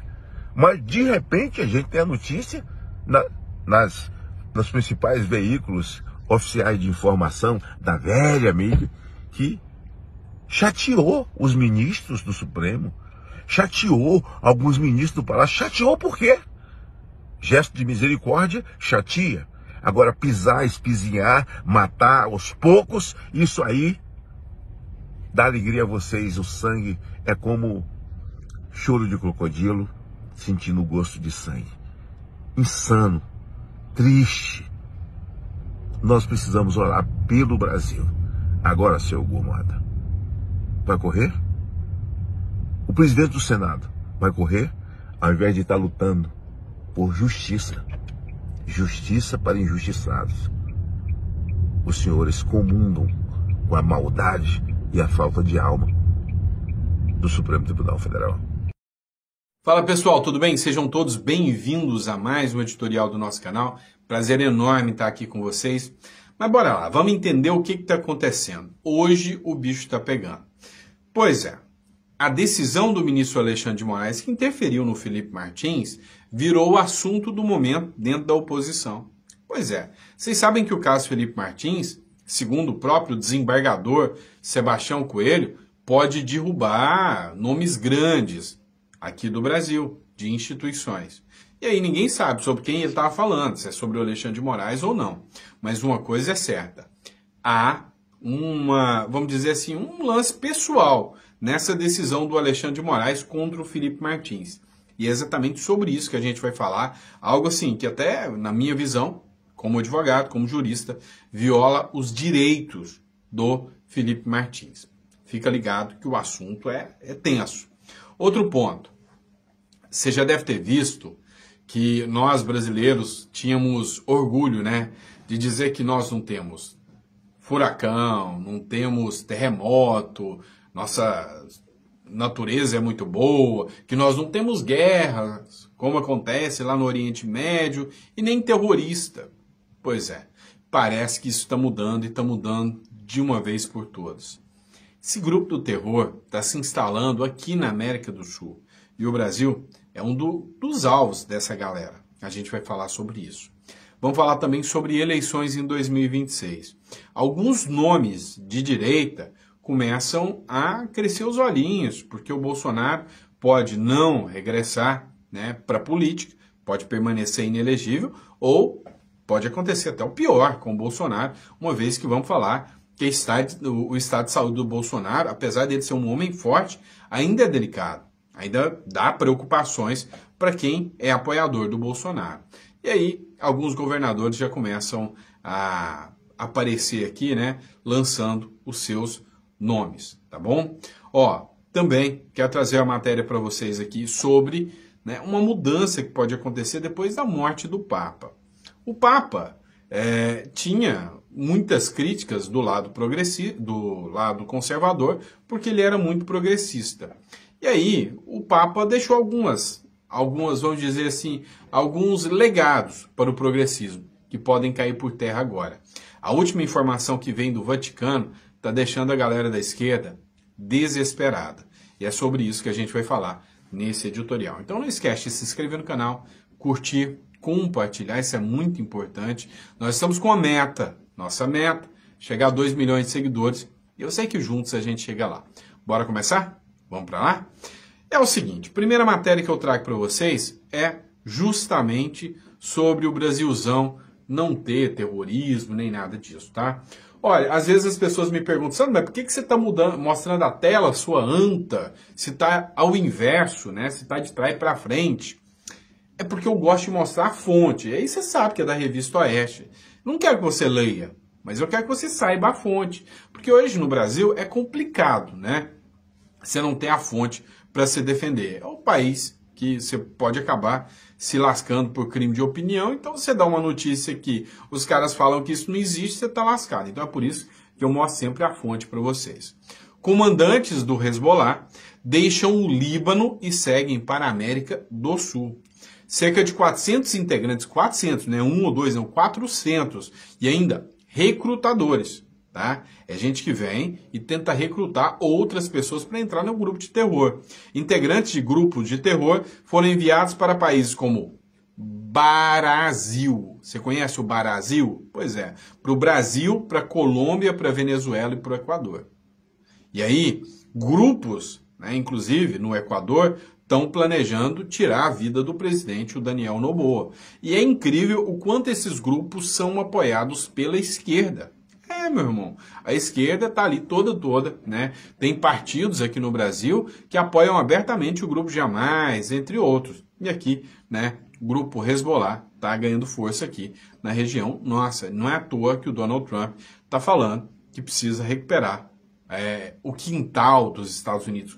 Ficou feio, né, o que ele falou, mas é porque está perdendo para esses grupos de terror. Cerca de 400 comandantes de campo do Hezbollah estão deixando o Líbano com destino a países da América do Sul, incluindo o Brasil, Colômbia, Venezuela e Equador. A informação é do canal saudita Al Hadar. que se baseia numa fonte diplomática latino-americana. Ainda segundo a fonte, 200 já chegaram à região. Os demais devem embarcar nos próximos dias. A medida ocorre em meio a discussões sobre o possível desarmamento da organização depois de suas derrotas na guerra contra Israel. Ou seja, cara, a gente, de 2 anos e meio para cá, a gente está vendo o Brasil literalmente, né, definhando, né? Agora até grupos de terror querendo atuar por aqui. Ah, pelo amor de Deus, né? Que vergonha do que o Brasil está se tornando, né? Vamos lá, matéria que eu quero trazer para vocês agora, tá? Gazeta do Povo, a matéria diz: a direita se mexe. Governadores ganham espaço para 2026. Com o Bolsonaro inelegível, 4 governadores aliados ganham força como possíveis candidatos à presidência. 1. E aí você me diz, qual que você gosta mais desses 4? 1. Romeu Zema. 2. Ronaldo Caiado. 3. Tarcísio de Freitas. 4. Ratinho Júnior. E aí eu queria que você me falasse, se fossem as únicas alternativas contra o Lula. Nós temos o Zema, o Caiado, o Tarcísio e o Ratinho. Esses 4. Qual desses você apostaria suas fichas? Caiado, Tarcísio. Eu sei que a maioria aqui vai escolher Tarcísio, né? Tarcísio, mas coloca no comentário. Por que eu estou falando? A presença desses 4 governadores no ato de 6 de abril pela anistia, eles já meio que deram uma sinalização, tipo, estamos com você, Bolsonaro.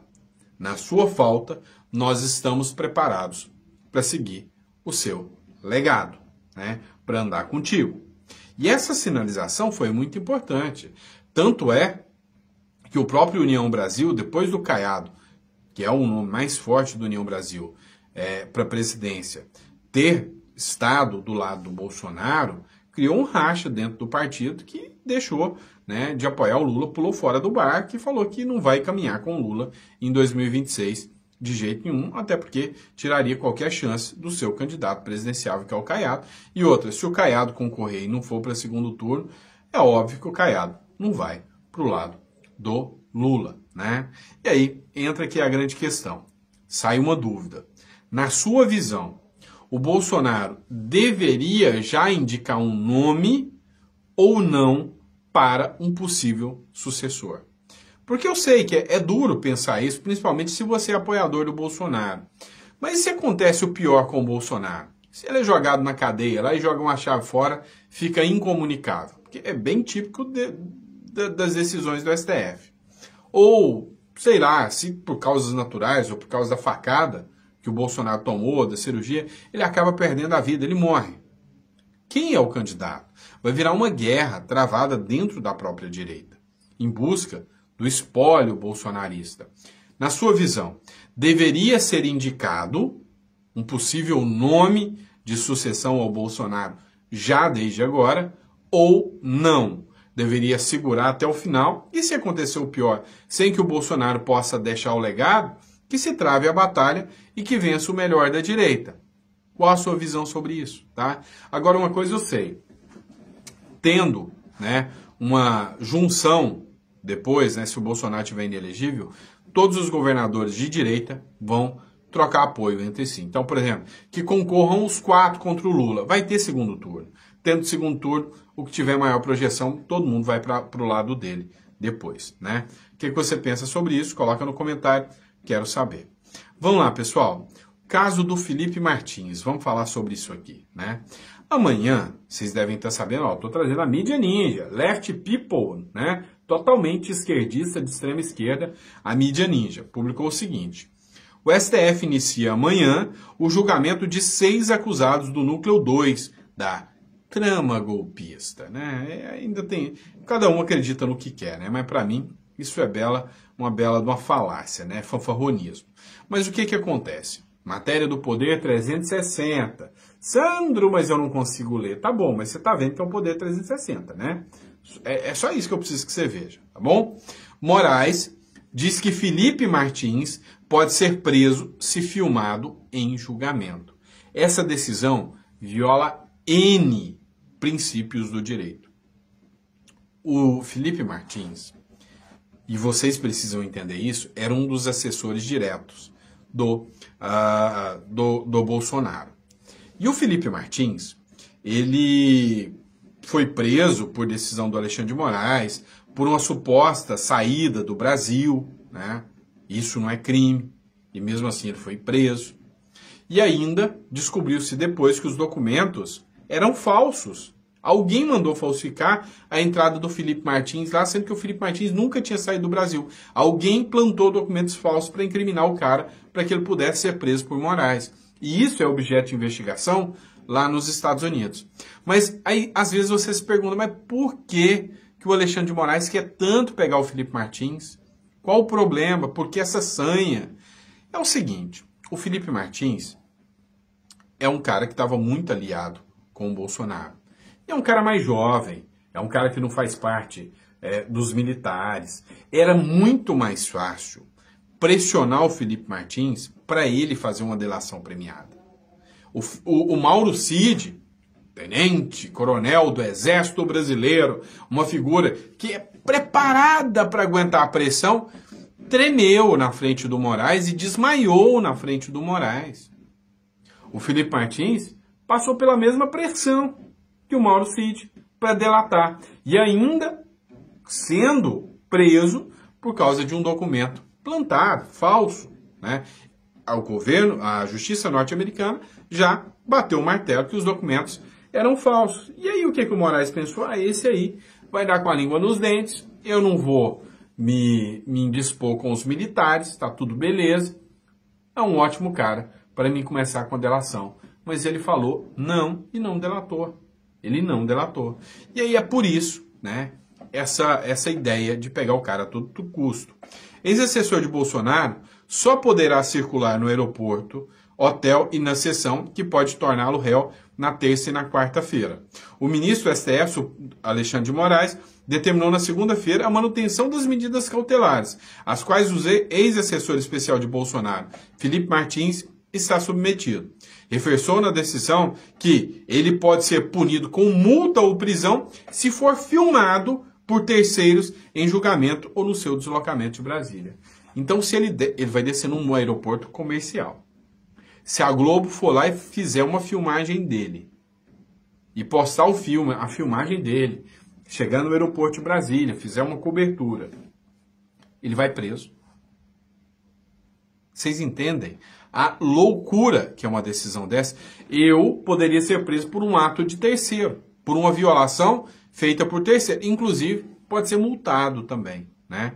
Abre aspas. Todas as demais cautelares continuam em vigor, ressaltando-se novamente que não deverão ser realizadas ou divulgadas imagens do julgamento ou de seu deslocamento, mesmo que por terceiros, sob pena de multa e conversão imediata em prisão, nos termos do artigo 312, parágrafo 1º do Código de Processo Penal. Caramba, né? Ou seja, o cara não pode nem se deslocar mais, porque se algum indivíduo da imprensa tirar foto do cara, já era. Vai preso. E isso aí é a democracia? Bela democracia, hein, Brasil? Vamos lá, pessoal, vamos falar da morte do Papa, tá? Matéria da Bela Megali, da Folha de São Paulo. Padres brasileiros apostam em Papa conservador e temem por legado de Francisco, do Papa São Francisco, né? O novo Papa não será a favor da guerra e pode ser africano, diz Dom Odilo após a morte de Francisco, tá? É o seguinte, os padres brasileiros que são ligados ao clero consideram que o Papa Francisco causou um desgaste grande demais entre os católicos.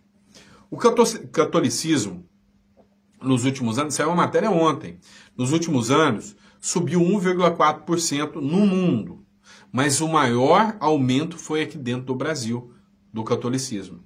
Mas o grande problema é que houve uma leva muito grande de críticas ao atual Papa pelo seu posicionamento totalmente de esquerda, pelo seu posicionamento, sabe, todo voltado para pautas, para governos de esquerda, né? Batia de frente com o Bolsonaro, defendia o Lula. Ele era um cara bem de esquerda mesmo, né? Ele, inclusive, participou de uma entrevista lá na Argentina, onde o cara perguntou se ele era comunista e ele deu a entender que era um papa comunista. Isso causou um desgaste muito grande. E hoje, os padres brasileiros falam que até influência do Brasil, viu? que é o país mais católico hoje do mundo, podem colocar um papa conservador, um papa que não vai defender as ideias comunistas, tá bom? Vamos lá, pessoal. Outra pauta importante que a gente vai falar. Guerra tarifária entre Estados Unidos e China. A China já começa a dar sinais de fraqueza e de desespero. O que é a ideia hoje, tá? Se você parar para pensar. A China, ela tem uma economia, é acusação de alguns economistas, tá? Eu não posso confirmar se é verdade ou não. Mas a acusação de alguns economistas é que a China, ela tem uma economia forçada, vamos dizer assim, uma economia artificial. E como funciona essa economia artificial? O próprio governo subsidia empresas para que essas empresas produzam muitos produtos e para que possam aumentar a balança comercial da China.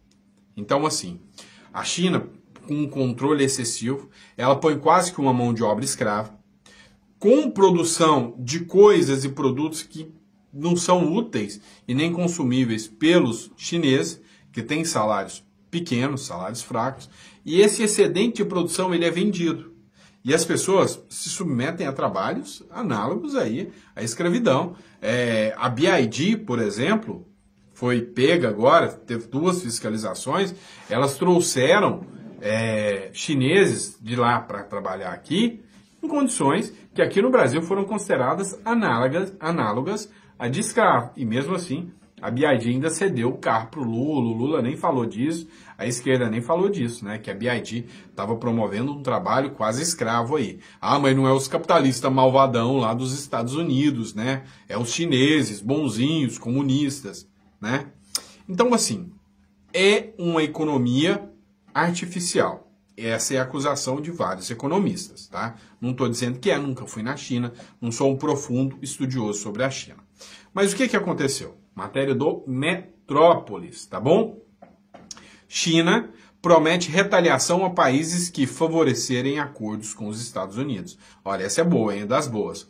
O porta-voz do Ministério do Comércio da China afirmou nesta segunda-feira que o país adotará medidas de retaliação correspondentes contra países que firmarem acordos comerciais com os Estados Unidos que prejudiquem os interesses chineses, de acordo com a comunicação oficial.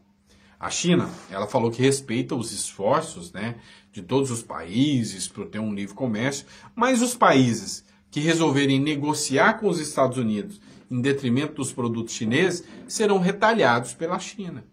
Isso aí é uma sinalização do desespero. Por quê? Porque produtos, por exemplo, o Trump acabou de fazer o que o Lula fez, né, que é impor as blusinhas da Shein, a taxação das blusinhas da Shein.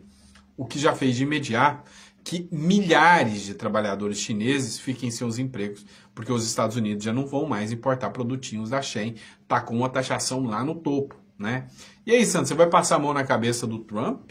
Afinal, você tacou a lenha no Lula, porque o Lula taxou a Shein. Tá, do ponto de vista de taxação, eu vou descer a lenha no Trump, eu sou contra a taxação. Por que eu sou contra a taxação? Sou contra imposto. Estado é ladrão, só rouba a gente. Eu sou contra o Estado ficar te roubando. Ponto. Mas, neste caso, nós estamos falando de uma guerra comercial. Não é que o Trump tem interesse em arrecadar mais, sangrando o povo do país dele. Não. É que o Trump está entrando numa guerra comercial. Tá. Você acha que é a melhor medida, Sandro?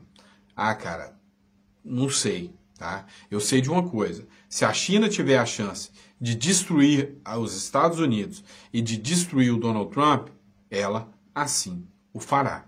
Eu não tenho dúvidas, mas absolutamente nenhuma dúvida que a China faria isso. Então, se o Donald Trump está certo ou errado, aí, né, depende muito do seu ponto de vista, tá? Vamos lá. Eu estava falando sobre o Papa, vamos voltar sobre isso aqui. A possibilidade é que entre um Papa conservador, né? Eu tinha esquecido de falar essa matéria com vocês, eu relembrei agora. E aí saiu uma matéria do Conexão Política agora, muito top a matéria. O próximo Papa, Donald Trump entra em cena para influenciar o conclave. Conclave que é o grupo de papas, de padres lá que vão escolher o Papa, né? A morte do Papa Francisco abriu uma disputa política silenciosa, mas intensa pelos rumos do Vaticano. Com o trono de Pedro vago, o governo dos Estados Unidos, sob comando de Donald Trump, intensificou nos bastidores uma operação para influenciar o conclave e garantir a eleição de um padre alinhado aos valores conservadores e à agenda cultural do trumpismo. Desde antes da morte de Francisco, Trump já havia transformado a sucessão papal em uma prioridade estratégica, como já havia antecipado o Conexão Política em dezembro do ano passado. O movimento ganhou força com a escolha de Brian Birch, presidente da Catholic Vote e crítico ferrenho do Papa, como embaixador dos Estados Unidos na Santa Sé. No Vaticano, a nomeação foi interpretada como um gesto de hostilidade direta, escancarado a tentativa de ingerência americana no processo de sucessão. Ou seja, o Donald Trump entrou aqui na briga, né? Entrou na batalha aqui para colocar um padre conservador, tá bom? Um papa conservador. Vamos lá, última matéria que eu quero tratar com vocês aqui. Eleições 2022, Silvinei Vasquez e fraude nas eleições. Pois é. E aí, meu irmão, será que isso rola, não rola, né? O que está acontecendo, tá? Só para você poder entender essa história toda aqui. É o seguinte, o Silvinei Vasquez é uma matéria do Metrópolis, mas não está nem abrindo aqui, tá? Mas não tem problema não, tá? Olha só, o Silvinei Vasquez, ele está sendo processado, inclusive, né? Abriu aqui agora, tá? A internet tá boa não, tá ruim, tá?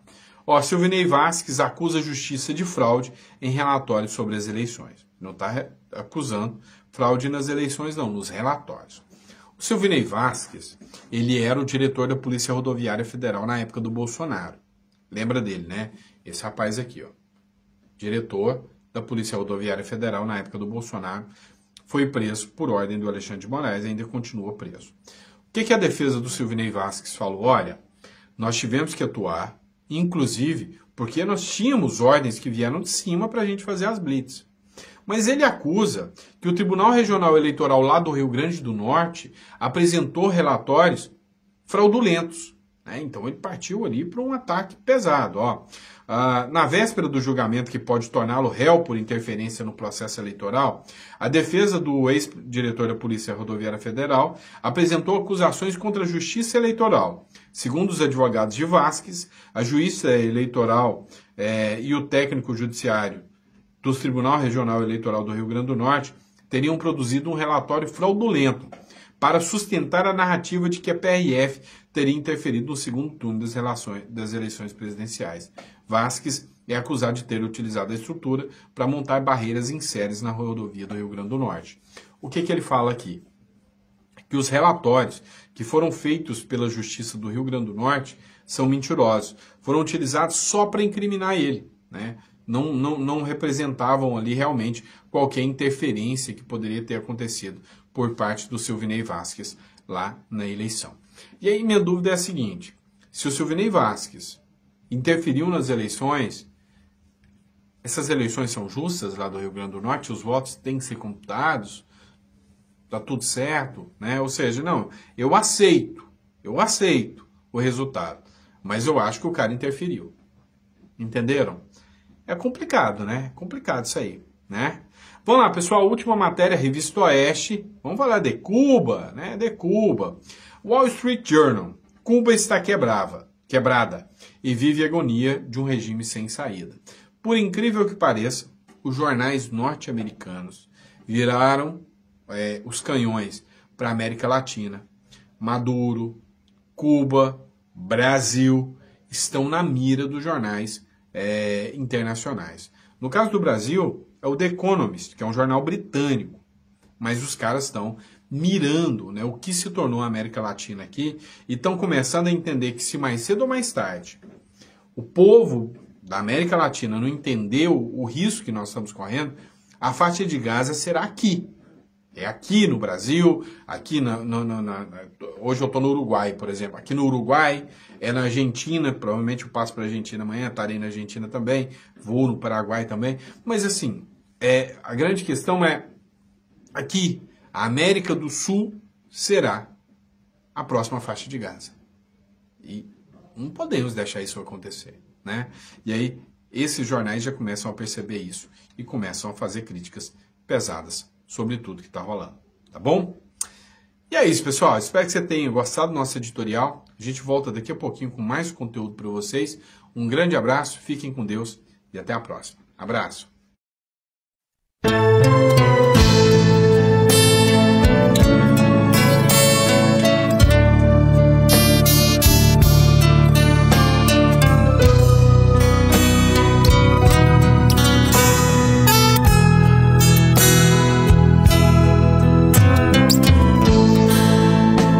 Eu sei que tudo quanto Deus faz durará eternamente. Nada se lhe deve acrescentar e também tirar. Isso faz Deus para que haja temor diante dele. Tudo tem o seu tempo determinado e há tempo para todo propósito que acontece aqui debaixo do céu. Há tempo de nascer, há tempo de morrer, há tempo de plantar e tempo de arrancar tudo aquilo que se plantou. Eu sei que tudo quanto Deus faz durará eternamente. Nada se lhe deve acrescentar e também tirar. Isso faz Deus para que haja temor diante dele. Todos têm o mesmo fôlego, tudo fez formoso em seu tempo. Deus criou o ser humano para viver sem pecado, viver em igualdade, com felicidade. Jesus é o caminho, outro caminho não existe. Eu sei que tudo quanto Deus faz durará eternamente. Nada se lhe deve acrescentar e também tirar. Isso faz Deus para que haja temor diante dele. O melhor tempo e o tempo certo é o tempo de edificar. Há um tempo determinado, buscar Jesus e abraçar. Há tempo de calar e tempo de falar. Há tempo de amar e tempo de aborrecer. Há tempo de chorar e tempo de sorrir. Há tempo de perder e tempo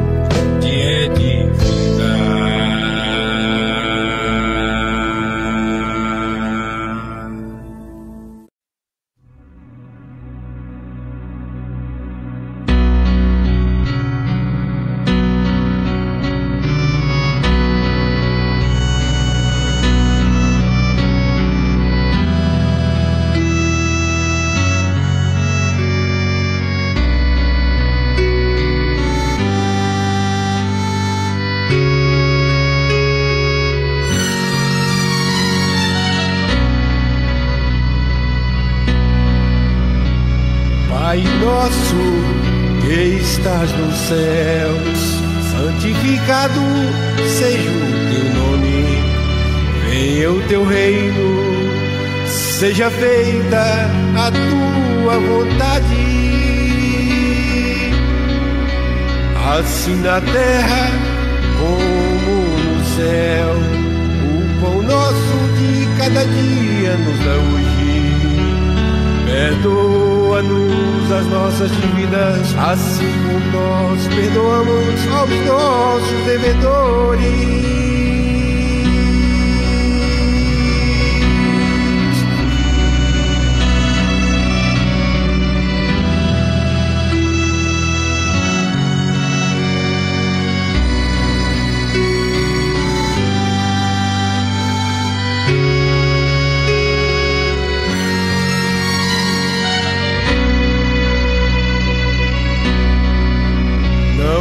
Deixes cair em tentação, mas livra-nos do mal, porque teu é o reino e o poder e a glória para sempre.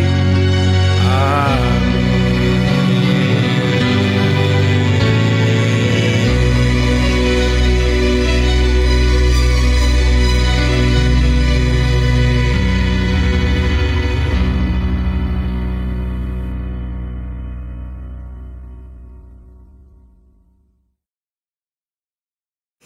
Diretamente do Brasil, quem vos fala, Mestre Dinho, trazendo sempre informações na palma da sua mão.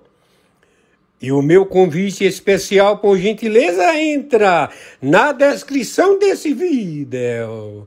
Urgente! Clicar nos links abaixo. É uma surpresa! E você pode ganhar muito dinheiro.